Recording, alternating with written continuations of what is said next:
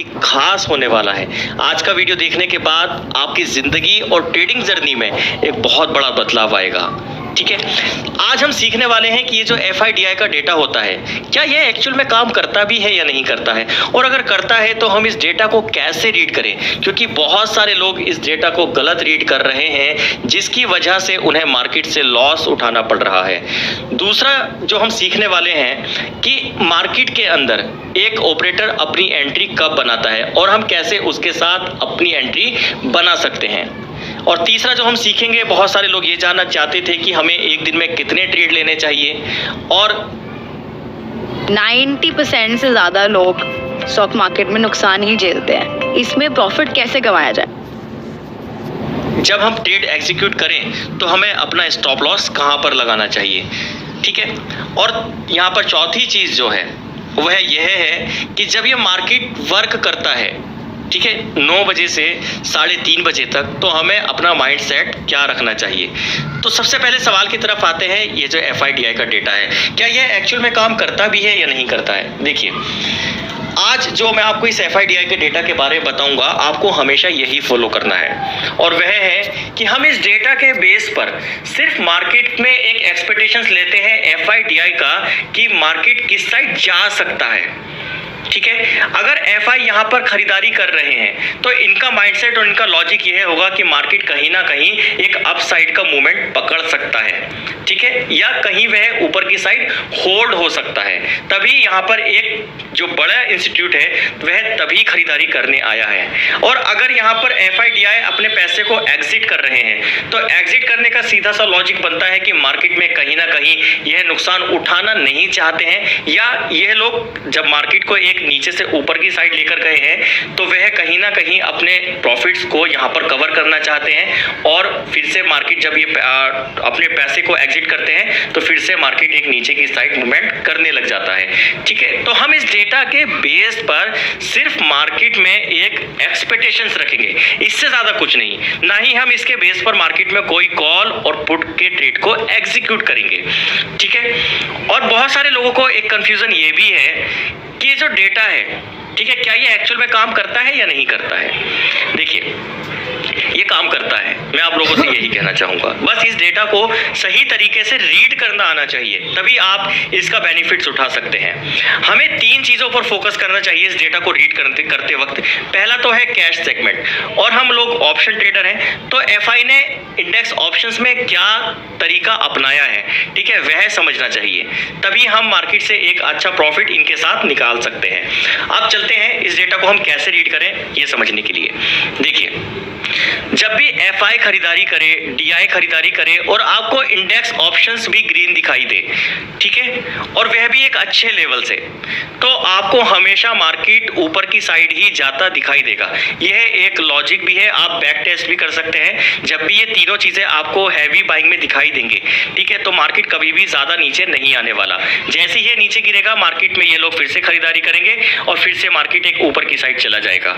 ठीक है, जब भी मार्केट के अंदर FI यहाँ पर बिकवाली करें, ठीक है, और इंडेक्स ऑप्शंस में खरीदारी करें, ये चीज ध्यान रखिएगा। जब भी FI यहाँ पर कैश सेगमेंट में तो बिकवाली कर रहे हैं और इंडेक्स ऑप्शंस में खरीदारी कर रहे हैं और मार्केट में एक डाउन ट्रेंड वर्क कर रहा है, ठीक है, तो नेक्स्ट डे अगर मार्केट गैप डाउन खुलता है, ठीक है, तो मार्केट में एक अच्छा मूवमेंट आपको शार्प फॉल में दिखाई देगा। आप यह चीज भी एक बैक टेस्ट कर सकते हैं, मार्केट ने कई बार ऐसे मूवमेंट किए हैं। ठीक है, अब यहाँ पर एक चीज आती है, ये जो इंडेक्स ऑप्शंस है, कभी यहाँ पर FI खरीदारी करते हैं, ठीक है, और कभी यहाँ पर FIs यहाँ पर अपना पैसा एग्जिट कर लेते हैं। अब यहाँ पर आपको ये चीज समझनी चाहिए, मैं आपको एक एग्जांपल से समझाता हूँ। ये 8 तारीख का डेटा है। मैंने आपको इस डेटा को रीड करते वक्त एक चीज बताई है कि आप हमेशा इसे प्रीवियस डे से कंपेयर कीजिए कि मार्केट ने ये जो FIDI हैं, इन्होंने मार्केट के अंदर प्रीवियस डे से और आज के दिन क्या क्या मूवमेंट की है, क्या क्या चेंजेस आए हैं। तो आप यहाँ पर देख सकते हैं, ये जो यहाँ पर 5 तारीख का डेटा है, ठीक है, 5 तारीख में यहाँ पर DI ने बिकवाली की थी 2198 करोड़ रुपए की, और यहाँ पर FI ने एफआई ने खरीदारी की थी 777 करोड़ रुपए की। और यहाँ पर ये जो 8 तारीख का डेटा था हमारा एफआई का और डीआई का, यहाँ पर इन दोनों ने ही खरीदारी की है, प्रीवियस डे से ज़्यादा की है। ठीक है, तो यहाँ पर यह लॉजिक बन सकता है कि अगर मार्केट कहीं नीचे आया तो ये लोग ज़्यादा नीचे गिरते नहीं देंगे, मार्केट को ऊपर लेकर चले जाएंगे। अगर मार्केट में एक अप ट्रेंड वर्क कर रहा है तो यह इसे कंटिन्यू कर सकते हैं। ठीक है, या मार्केट को यह कहीं ना कहीं ऊपर की साइड इसे होल्ड करा सकते हैं। तो हमें सिर्फ मार्केट में एक एक्सपेक्टेशंस चाहिए कि मार्केट में एफआईडीआई का क्या व्यू है। ठीक है, तो हमें यहाँ पर 8 तारीख के डेटा के साथ यह मतलब व्यू कर लेना चाहिए था कि मार्केट कहीं ना कहीं ऊपर की साइड होल्ड हो सकता है। ठीक है, तो इसका इम्पैक्ट पड़ेगा 8 तारीख का 9 तारीख को। अब चलते हैं 9 तारीख के लिए। तो ये 9 तारीख का डेटा है। ठीक है, तो 9 तारीख के डेटा में बैंक निफ्टी यहाँ पर एक गैप अप ओपन होता है अपने क्लोजिंग प्राइस से, करीब 43,306 पर मार्केट ने क्लोजिंग दिया था अपना प्रीवियस डे में। और यहाँ पर 9 तारीख के दिन मार्केट एक छोटे से गैप अप के साथ ओपन होता है और फर्स्ट कैंडल पर ही यह लोग 485 यानी कि 43,485 तक मार्केट को लेकर जाते हैं। अब यहाँ पर बहुत सारे लोग एक कंफ्यूजन कर लेते हैं कि अगर ये डेटा पॉजिटिव भी है, ठीक है, तो उनका व्यू यह है कि मार्केट को सिर्फ इस तरीके से ही चलना चाहिए। मुझे बहुत सारे लोगों के कमेंट आते हैं कि सर एफआईडीआई का डेटा तो पॉजिटिव था तो मार्केट नीचे क्यों गिर गया। ठीक है, और सर अगर एफआईडीआई का डेटा निगेटिव था तो मार्केट ऊपर क्यों चला गया। तो बहुत सारे लोग इस तरीके के सवाल करते हैं। तो आप लोगों का ये जो सवाल है इसका जवाब भी इस वीडियो में मिलने वाला है। देखिए, मैं आपको एक लॉजिक समझाता हूँ, आपसे एक सवाल पूछूंगा, आपको आपका सवाल का जवाब खुद ही मिल जाएगा। अगर इस धरती पर दिन है तो रात भी है, सुख है तो दुख भी है, हंसना है तो रोना भी है। एक सिस्टम वर्क कर रहा है। ठीक है, तो इस ट्रेडिंग में भी एक सिस्टम वर्क करेगा ही करेगा। ठीक है, अगर कॉल है तो पुट भी होगा और पुट है तो कॉल भी होगा। मार्केट कभी भी एक साइड किसी को पैसा नहीं देने वाला। अगर मार्केट आपके हिसाब से सीधा एक साइड मूव करने लगे, ठीक है, तो दूसरी साइड मार्केट में कौन पैसा लगाएगा। मार्केट में फिर दूसरी साइड कोई पैसा लगाने वाला नहीं आएगा। तो ये जो सिस्टम है, आप सिस्टम के साथ चलिए। मार्केट में इंतजार कीजिए सपोर्ट और रेजिस्टेंस बनने का, आप इसी वीडियो में सीखने वाले हैं। लेकिन बहुत सारे लोग क्या करते हैं कि सर एफआईडीआई का डेटा पॉजिटिव था तो मार्केट को नीचे नहीं गिरना चाहिए था, मार्केट सिर्फ ऊपर ही ऊपर चलता रहे। ठीक है, और अगर मैं बोलता हूं कि अगर ये ऊपर ही ऊपर चलता रहे तो भी क्या आप यहां से पैसा बना पाएंगे। बस यही रोक दो भैया, कितना हुआ? 30 रुपए हो गए। और ये 30 का क्या चक्कर है भाई? 30 दिन तक मजे करो। देखिए, आपने सिर्फ सिस्टम को फॉलो करना है, तभी आप इस ट्रेडिंग को समझ सकते हैं। ये जो एफआईडीआई का डेटा है सिर्फ आपको एक एक्सपेक्टेशंस बता रहा है। अगर यहाँ पर एफआई ने कैश सेगमेंट में खरीदारी की, डीआई ने यहाँ पर कैश सेगमेंट में खरीदारी की है, तो एक व्यू बन रहा है कि मार्केट कहीं ना कहीं एक अपसाइड जा सकता है या कहीं ऊपर की साइड होल्ड हो सकता है। ठीक है, लेकिन ये इतनी बड़ी खरीदारी नहीं है। अगर आप देखेंगे सिर्फ और सिर्फ दोनों का मिलाकर भी यहाँ पर 2,500 करोड़ रुपए नहीं बन पा रहा है। तो 2,500 करोड़ रुपए क्या मार्केट को एक अपसाइड की तरफ ले जा सकते हैं। ठीक है, अगर यहाँ पर एक अच्छी खरीदारी होती, 20,000 करोड़ 50,000 करोड़ रुपए ये लोग इन्वेस्ट करते हैं तो मार्केट एक कंटिन्यू एक अप ट्रेंड की तरफ बन सकता था। ठीक है, ज्यादा एक्सपेक्टेशंस बन सकते थे। लेकिन क्या इतनी बड़ी इंडस्ट्री, ठीक है, क्या 2,500 करोड़ पर चल सकती है? बिल्कुल नहीं। ठीक है, लेकिन यहाँ पर ये जो खरीदारी हुई थी, ठीक है, 8 तारीख को, तो यहाँ पर आपको ये चीज समझ लेनी चाहिए कि मार्केट में जरूर एक छोटे टास्क पर ही पैसा इन्वेस्ट हुआ है, लेकिन प्रीवियस डे से ज्यादा हुआ है। तो मार्केट में कहीं ना कहीं एक व्यू क्लियर हो सकता है। अगर ज्यादा ऊपर भी नहीं गया तो आपको at least 200 points to 300 points market से इजीली वन साइड का मूवमेंट मिल सकता है। लेकिन हम लोगों का एक्सपेक्टेशंस यही है कि मार्केट एक वन साइड मूव करने लगे। ठीक है, और मैं आपको बताना चाहूंगा बिल्कुल क्लियर कि जब भी एक ट्रेडर लॉस करेगा तो वह इसी बेस पर करता है जब मार्केट एक अपसाइड की तरफ चलना शुरू कर देता है। सबसे ज्यादा लॉस एक ट्रेडर यहीं आकर करता है कि जब मार्केट एक ट्रेंड में आ जाता है। ठीक है, तो यहाँ पर ये चीज है कि ये क्या काम करता है, तो चार्ट पर देख लेते हैं। 8 तारीख का डेटा था, इन दोनों ने खरीदारी की थी, ठीक है, कैश सेगमेंट में। तो यहाँ पर ये 9 तारीख को जो इम्पैक्ट पड़ा है मार्केट में, मार्केट पहले 43,282 तक आया, ठीक है, 43,300 समझ लेते हैं, यहाँ तक आया। उसके बाद मार्केट एक हाई लेवल पर गया करीब 535 पॉइंट तक, 43,535 पॉइंट तक। तो मार्केट ने यहाँ पर आपको पूरे 230 और 35 पॉइंट दिए हैं। तो 230 और 35 पॉइंट मार्केट से निकालना, आप प्रॉफिट समझ रहे हैं आपका प्रीमियम में कितना प्रॉफिट होगा। मैं आपको हमेशा कहता हूं कि आप प्रॉफिट 10% से लेकर 20% मार्केट में रखिए, ठीक है। और जब आपका ये प्रॉफिट बन जाए तो आप मार्केट को छोड़कर चले जाइए। लेकिन जब हमारा एक्सपेक्टेशन ये होता है कि मार्केट में हम 100% बनाकर बैठे और एक ही दिन में करोड़पति हो जाएं कि 10 रुपए लगाऊंगा और इसका करोड़ बनाऊंगा, ठीक है, तभी आप यहाँ पर सब कुछ भूल जाते हैं। और इसी वजह से लालच के कारण, ठीक है, आप सब कुछ भूलने के कारण यहाँ पर अपना लॉस कर बैठते हैं। तो 235 पॉइंट भी मार्केट से पकड़ना, ठीक है, कोई छोटी बात नहीं है, आपको ये चीज़ समझनी चाहिए। लेकिन ये जो हमारा मूवमेंट है कि सर FIDI का डेटा पॉजिटिव था, मार्केट को नीचे नहीं जाना चाहिए था, मार्केट ऊपर ही चलता रहे। अगर मार्केट ऊपर भी चलता रहेगा, ठीक है, तो कोई दिन ऐसा मुझे बताइए जहां पर आपने सिर्फ एक अप ट्रेंड में ही पैसा बना लिया हो या डाउन ट्रेंड में भी पैसा बना लिया हो, ठीक है, ऐसा नहीं हो सकता सर।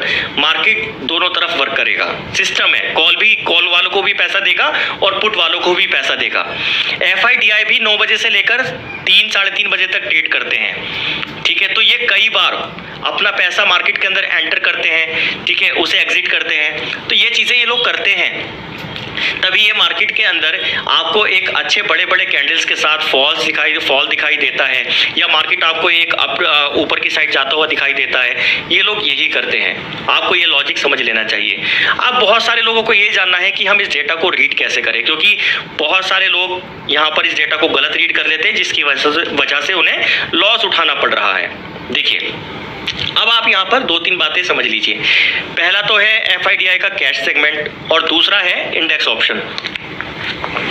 आपको ये तीनों चीज़ों पर ध्यान रखना है, ठीक है। बाकी ये जो आपका index future, stock future, stock option, अगर ये तीनों भी ग्रीन है, ठीक है, या रेड है इनके साथ साथ, तो ज़्यादा अच्छा है। वैसे इन तीनों पर ज़्यादा ध्यान नहीं देना है, सिर्फ आपको कैश सेगमेंट और इंडेक्स ऑप्शन पर ही ध्यान देकर चलना है। हमेशा याद रखिएगा कि जब भी FI कैश सेगमेंट में खरीदारी करें और DI भी साथ में इनके साथ खरीदारी करें और FI इंडेक्स ऑप्शंस में भी खरीदारी करें, ठीक है, और वह भी अच्छे लेवल से करें, तो मार्केट नेक्स्ट डे आपको एक अपसाइड की तरफ जाता हुआ ज़रूर दिखाई देगा, ठीक है। लेकिन यहाँ पर सबसे बड़ी गलती क्या है कि अगर मैंने यहाँ पर बोल भी दिया कि मार्केट अपसाइड जाता हुआ दिखाई देगा, तो हम पहली कैंडल से ही मार्केट में एक ट्रेड को लेने की कोशिश करते हैं। और मैंने आपको ये भी हमेशा कहा है कि आप जल्दबाजी में मार्केट में ट्रेड ना करें। मार्केट में पहले अपना एक स्विंग को बनने दीजिए, तभी आप उसके सपोर्ट और रेजिस्टेंस को मार्क कीजिए और तभी आप इस मार्केट के अंदर अपने ट्रेड को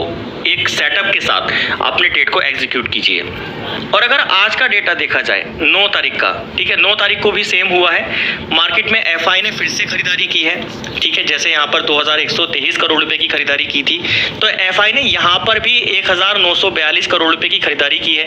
DI ने भी यहाँ पर 404 करोड़ रुपए की खरीदारी की है। लेकिन यह लोग आज फिर से इंडेक्स ऑप्शन से 10,573 करोड़ रुपए एग्जिट करके गए हैं, ठीक है। तो यहाँ पर ये जो कैश सेगमेंट है, ये कहीं ना कहीं अभी भी हमें बता रहा है कि मार्केट एक अपसाइड की तरफ होल्ड हो सकता है, ठीक है, या एक ऊपर की साइड अपसाइड की तरफ जा सकता है। लेकिन ये जो यहाँ पर इंडेक्स ऑप्शन से यहाँ पर अपने पैसे को एग्जिट कर रहे हैं, वह भी एक अच्छे लेवल पर, ठीक है। जब भी मार्केट के अंदर FI या तो पैसा इंडेक्स ऑप्शंस में एक अच्छे लेवल पर डालता है या निकालता है, तो मार्केट एक वन साइड की तरफ ही मूव करता है। आप कभी भी देख लीजिएगा, आप बैक टेस्ट करके भी देख सकते हैं इस डेटा पर। तो आपको यहाँ पर ये जो डेटा को रीड करने का जो व्यू रखना है, वह सिर्फ एक्सपेक्टेशंस है कि ये जो FIDI है इनका क्या मूवमेंट हो सकता है, इनका क्या एक्सपेक्टेशंस है मार्केट को लेकर, ये चीज़ ध्यान रखिएगा, तभी आप इस डेटा के साथ इनके साथ मार्केट से पैसा बना सकते हैं।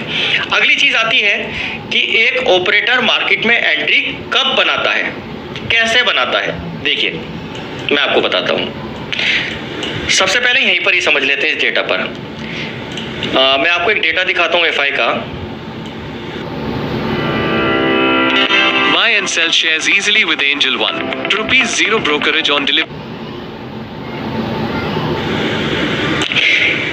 यहाँ पर अगर हम 5 तारीख का डेटा देखें, ठीक है, तो 5 तारीख के डेटा पर यहाँ पर 20,290 करोड़ रुपए FI ने इन्वेस्ट किए हैं ऑप्शंस में। हम लोग ऑप्शंस ट्रेडिंग करते हैं, तो यहाँ पर FI इंडेक्स ऑप्शंस में 20,290 करोड़ रुपए एंट्री बनाकर गए हैं। तो इनके लिए भी वही रूल्स होंगे जो हमारे लिए हैं, ठीक है, तो इनका क्या एक्सपेक्टेशंस होगा कि अगर ये लोग 20,000 करोड़ रुपए मार्केट में इन्वेस्ट कर रहे हैं तो इनका क्या एक्सपेक्टेशंस हो सकता है मार्केट में, जबकि इन्हीं के हाथ में मार्केट है, ये मार्केट के बारे में बहुत कुछ जानते हैं, तो इनका क्या एक्सपेक्टेशंस होगा जरा सोचिए। क्या ये लोग ये सोच कर आए होंगे कि हम 100-200 करोड़ कमा कर निकल जाए? बिल्कुल नहीं। ठीक है, इनका एक्सपेक्टेशंस अगर इतना बड़ा पैसा मार्केट में इन्वेस्ट किया है तो इनका एक्सपेक्टेशंस मार्केट से बड़ा ही होगा। ठीक है, तो यहाँ पर अगर एफआई ने, ठीक है, या डीआई ने मार्केट में एक पैसा इन्वेस्ट किया है, मैं आपको एक लेवल बनाकर दिखाता हूँ। यह हमारा हो गया, ठीक है, यह हमारा हो जाता है सपोर्ट और यह हमारा हो जाता है रेजिस्टेंस। इसको मैं रेड कर देता हूँ। ठीक है, अब यहाँ पर आप सोचिए कि एफआई ने 20,000 करोड़ रुपए इन्वेस्ट किए हैं, अब उसे सामने वाली पार्टी से भी 20,000 करोड़ रुपए ही इन्वेस्ट कराने हैं, तो वह कैसे करा सकता है? हर एक व्यक्ति से तो जाकर कहेगा नहीं कि आप लोग पैसा इन्वेस्ट करो, वह सिर्फ मार्केट में एक पैटर्न्स को क्रिएट करेगा जो एक रिटेल ट्रेडर ने सीखे हैं। ठीक है, जैसे मार्केट को वह पहले सपोर्ट से रेजिस्टेंस लेकर जाएंगे, ठीक है, रेजिस्टेंस ले आए, फिर रेजिस्टेंस से फिर से वह सपोर्ट लेकर आएंगे। अब यहाँ पर रिटेल ट्रेडर पूरा हैप्पी हो जाएगा कि ये सपोर्ट से रेजिस्टेंस भी चला गया, रेजिस्टेंस से फिर सपोर्ट चला गया, अब ये सपोर्ट से फिर से रेजिस्टेंस जाएगा। ठीक है, और बस वही एक ट्रैप बन जाता है मार्केट के अंदर। अगर यहाँ पर यह सपोर्ट से रेजिस्टेंस चला भी गया, ठीक है, तो यहाँ पर सेलर एक्टिवेट हो जाएंगे।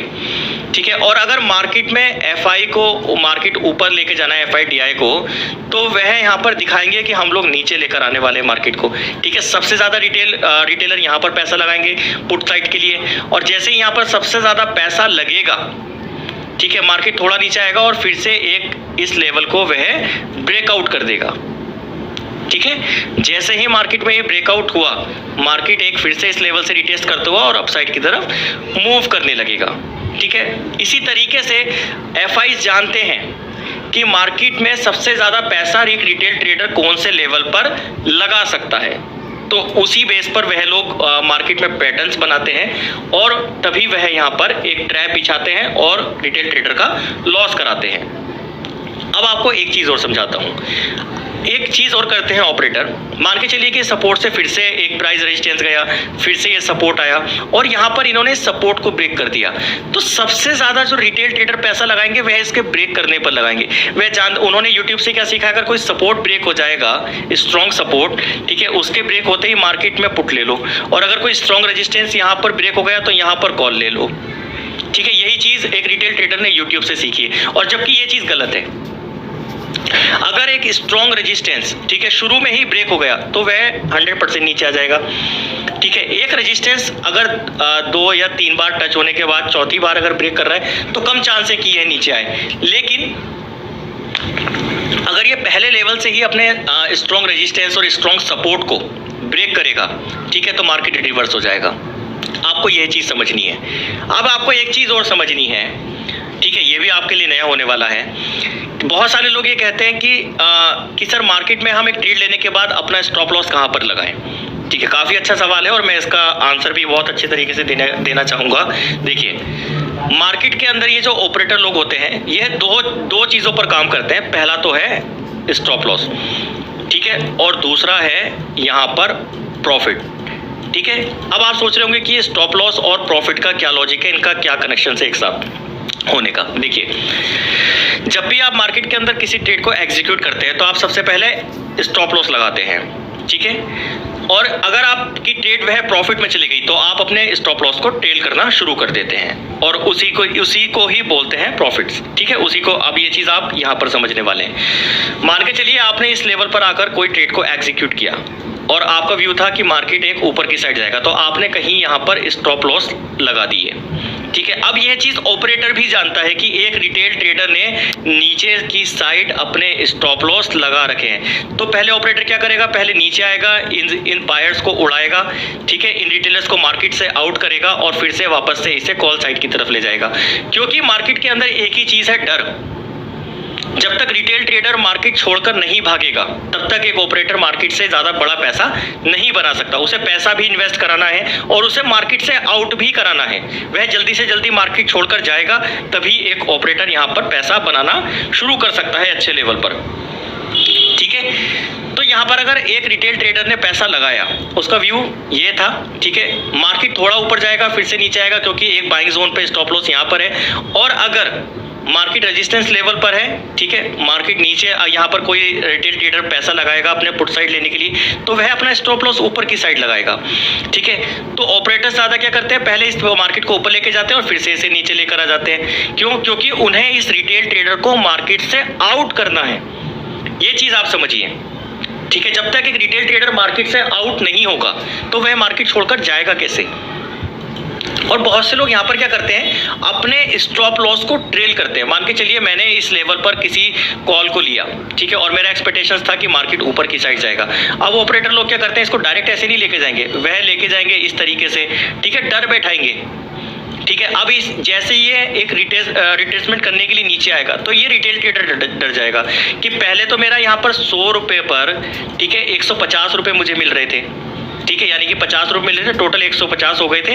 अब ये घटकर सिर्फ 120 रुपये रह गए हैं, तो वह यहाँ पर अपना प्रॉफिट बुक कर लेगा, ठीक है, और मार्केट फिर से वापस रिट्रेसमेंट करके एक ऊपर की साइड चला जाएगा। तो ये जो ऑपरेटर लोग होते हैं, ये है मार्केट में डर बैठाते हैं। Buy. No, sell. No, wait. Buy. I'm sure buy. तो आपको यह चीज समझनी चाहिए, स्टॉप लॉस हमें कहां पर लगाना चाहिए, हमें मार्केट में वेट करना चाहिए एक सेटअप बनने का। जब मार्केट में सेटअप बन जाए, ठीक है, तब आपको समझ लेना चाहिए कि मार्केट के अंदर अब हमारा ट्रेड बनेगा, तब हमें अपने ट्रेड को एग्जीक्यूट करना चाहिए। तब आपके स्टॉप लॉस भी छोटे होंगे और आप अपने लॉस को होने से भी बचा सकते हैं। अब मैं आपको यहाँ पर एक चीज और सिखाता हूँ, वह भी बहुत काम की है। देखिए, जब भी मार्केट एक लेवल पर चल रहा हो, जैसे मार्केट ने एक सपोर्ट को ब्रेक किया और मार्केट नीचे की साइड ही एक कैंडल्स को क्रिएट करना शुरू कर देता है, तो आपको यह चीज समझनी चाहिए कि मार्केट में जो स्टॉप लॉस है वह किस साइड है। अगर मार्केट ये ऊपर की साइड बढ़ता जा रहा है तो आपको यह समझना चाहिए कि ऊपर की साइड किसी के स्टॉप लॉस लगे हुए हैं, तभी मार्केट ऊपर जा रहा है, ठीक है। मार्केट सबसे ज्यादा जो ऑपरेटर मूव कराएंगे वह स्टॉप लॉस की तरफ कराएंगे, जहां पर सबसे ज्यादा स्टॉप लॉस क्रिएट है। तो आपको यह चीज ध्यान रखनी है। जैसे मैं ये चीज आपको चार्ट पर समझाता हूं, आप ये चीज चार्ट पर देख सकते हैं। मैं आपको ये चीज चार्ट पे क्लियर करता हूं। देखिए, अगर आप देखेंगे एक रिटेल ट्रेडर ने इस लेवल पर अगर बाइंग की होगी, मार्केट ऊपर गया, ठीक है, इस लेवल तक आया, तो यहाँ पर जो रिटेल ट्रेडर का व्यू होगा कि मार्केट अभी और ऊपर जा सकता है। तो अगर कुछ लोगों ने तो अपने प्रॉफिट्स को बुक कर लिया होगा इस लेवल पर, लेकिन कुछ लोगों ने यहाँ पर होल्ड किया होगा। तो यहाँ पर ये जो रिटेल ट्रेडर है, इनके जो कॉल साइड के स्टॉप लॉस लगे होंगे वह नीचे की साइड लगे होंगे, ठीक है, ये नीचे की साइड स्टॉप लॉस लगे हुए होंगे, और जो यहाँ पर सेलर है उसके स्टॉप लॉस ऊपर की साइड लगे हुए होंगे, ठीक है। तो सबसे पहले आपको यह देखना है कि मार्केट के अंदर प्रॉफिट में कौन है। तो यहाँ पर रिटेल ट्रेडर थे, ठीक है, यहाँ पर मार्केट ऊपर की साइड जा रहा था, बहुत लोगों ने यहाँ पर कॉल्स को होल्ड किया होगा। तो ये जो स्टॉप लॉस नीचे थे